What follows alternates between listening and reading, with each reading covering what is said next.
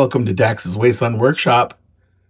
Today, we're going to take a look at this 1990 Honda NSX. I'm going to show you some of the modifications I've made to turn this into a futuristic, dystopian hover race car. This is based on a 1/24 scale Tamiya kit. Let's check it out. Here's where the Honda will be placed when this is on display at the Kansas City Model Show. It'll be on this rack and in the up position, and I will have two of the mechanics as if they're working on it, and I will remove the rear section. I made this removable so that it can look like it's being worked on, and I'll have the mechanics standing around here with their wrenches and their toolbox and parts on the floor, maybe some oil dripping down. And so that's the reason I made the body panels removable. You can also take off this intake, and you can see more of the details on the inside. And I might make it so that the hood is off while it's on the lift, so it looks like it's fully being worked on.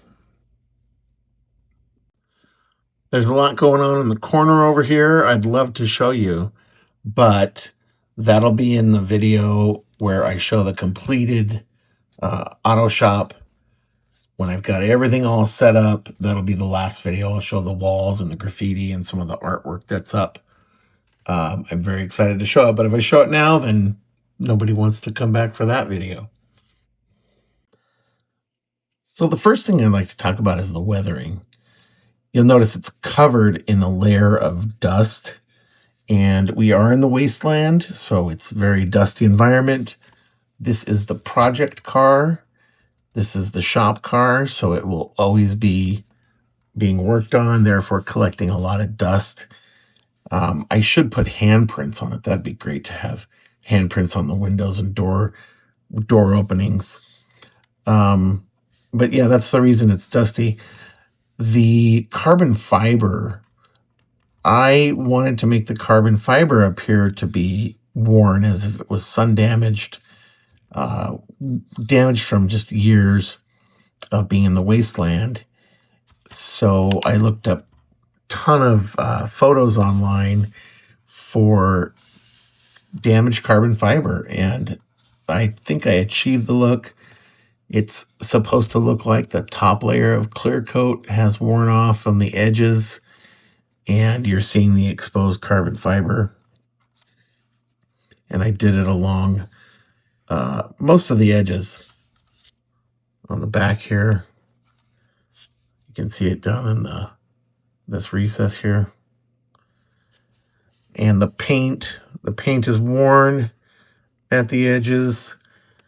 It's got soot and dirt on the side here. Let's talk about the Aerodynamics package I put on it. So starting at the front, it's got these two small wings here that were added. The air intake here for the roof. Air flows through the air dam, comes through this opening, through the radiator, and then into this top intake. Runs through the top intake, down into the two turbines in the back, and that's how you get your air for your two turbines in the back. You also have the side intakes.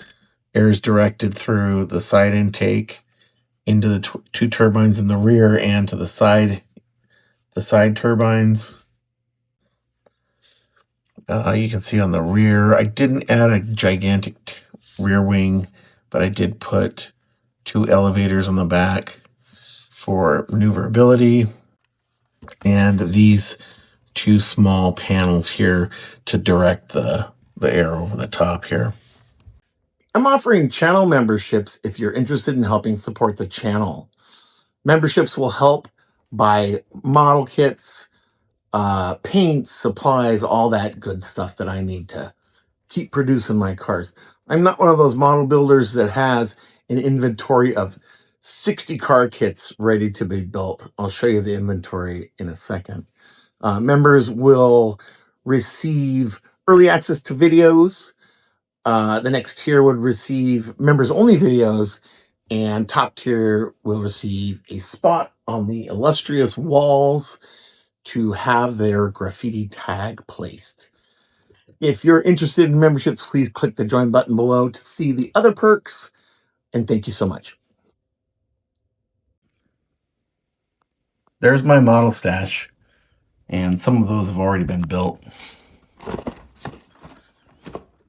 Yeah, that's it. Let's take a look under the hood. So originally, like I said, this hood was not removable. It was attached to the body, but the headlights did pop up. I removed the hood, then cut the center section out, put some side gussets on, and created that Aerodynamics. Under the hood here, I added some frame and some hoses, electrical wires, and radiator hoses. There's not too much to look at there. I only put on one windshield wiper with you can see the pattern that it's cleaned.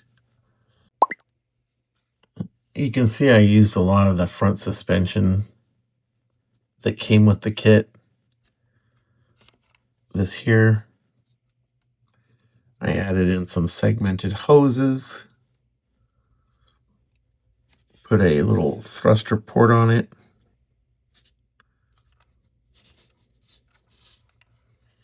For the back,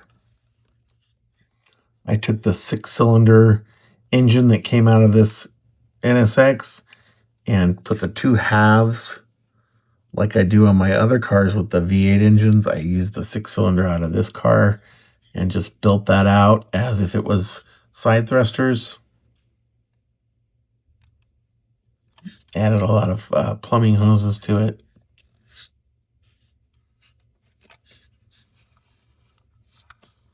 Rivets holding the wing on the side of the door.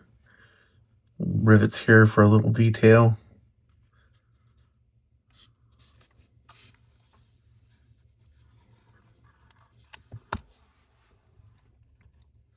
We'll take this top intake off. I made this from a styrene sheet. Added a little split down the center just for a little detail.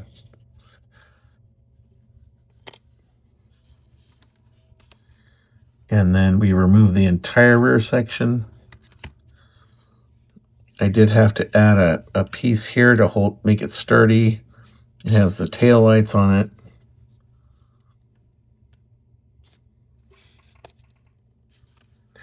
And this was a lot of fun to make. I really enjoy this type of stuff where you're just adding parts and trying to make it look as if it's real. In your mind, you can kind of envision what it looks like and just trying to put little parts in. I added a wrapped wire. This is actually 28 gauge wire, and I stripped the end off and then wrapped that end around so it looks almost like there's like a throttle return spring, or just to give it that textured look. And then I also have the segmented tubes and pipes going back to the rear side thrusters. Here's the NSX valve covers. There's the NSX heads. That and that are the suspension that was from the bottom. I just moved it up to the top.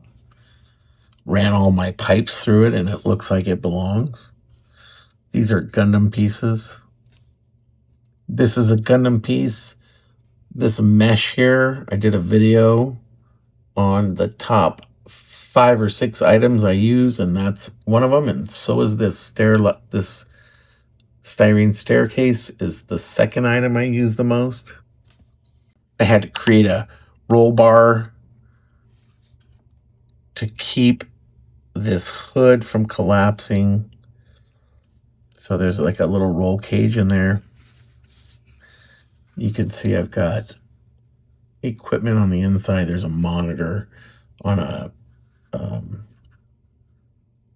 swing arm. I didn't go crazy on the bottom. It's actually very plain. I should put something here because it definitely needs something there. Let me know in the comments, should I add more decals? I just bought a laser printer and I can now make my own decals. So that's a thought.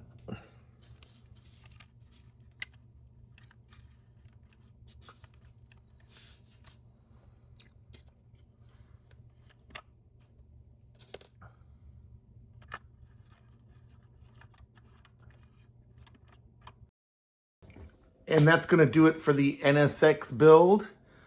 The auto shop should be done here in a week or so.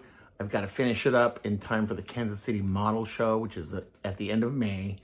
I do plan on distressing the walls and weathering everything and just adding layers of grease to the entire diorama. I'm having a blast with it. So thanks for your time. I do appreciate you.